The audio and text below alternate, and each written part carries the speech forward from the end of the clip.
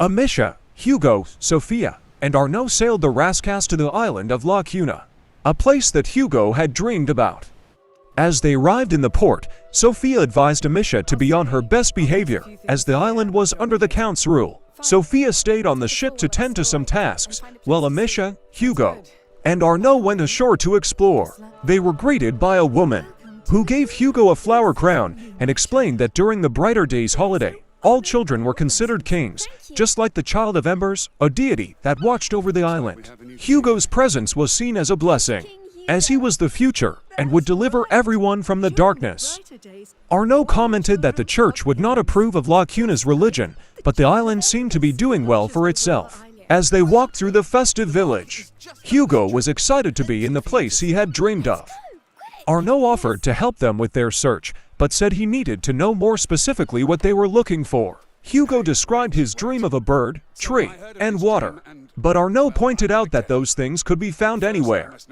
Nevertheless, he seemed eager to help if he could. The trio visited a lavish marketplace filled with perfumes and bright colors. Hugo asked Amicia if they could ask the islanders about his dream, and she agreed, as long as she was the one to ask the questions. The islanders were polite, but couldn't offer much help. Amicia asked Arnaud if they needed to worry about the Count's army, as the soldiers seemed quiet.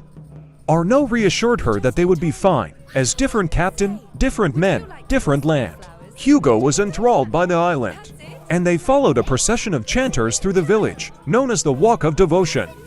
Arnaud speculated that the Child of Embers was a local deity, and that the celebration was related to the summer solstice and fertility. Amicia defended the peaceful nature of the god, despite Arnaud's distaste. The procession ended in the main square, where a crowd had gathered. The Count was expected to speak, but the Countess had not yet arrived. He addressed the crowd and mentioned that Emilie, the priestess, would arrive soon to open the festivities with the words of the mother of the Child of Embers. He described the child as one who protected the island from the rats of disease and war.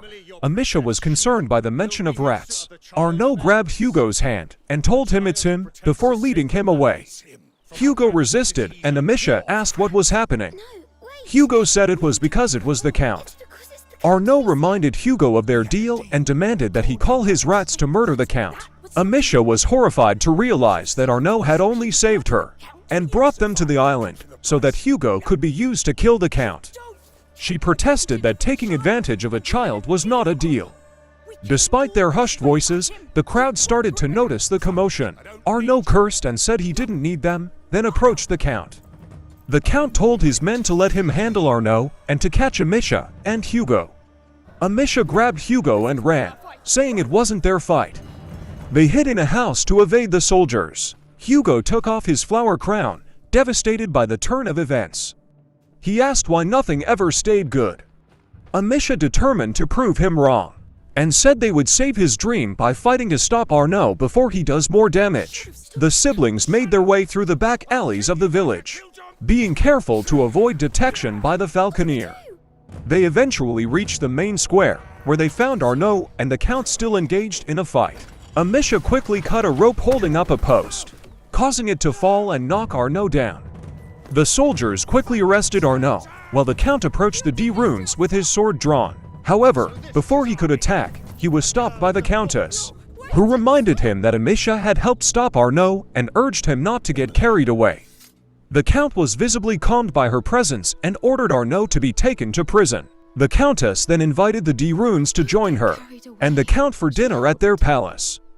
The D-runes were given a tour of the palace, including an altar for the Child of Embers, where a child was depicted alongside a phoenix. Amicia asked for privacy so that she and Hugo could pray for their father.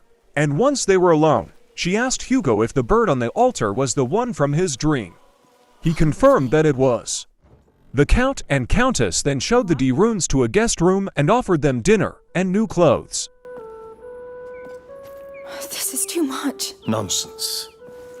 You're our guests. There's a good dinner being cooked. A real dinner, Amicia! Shh! Oh, we'll need to get you some new clothes. It looks like you had a long journey.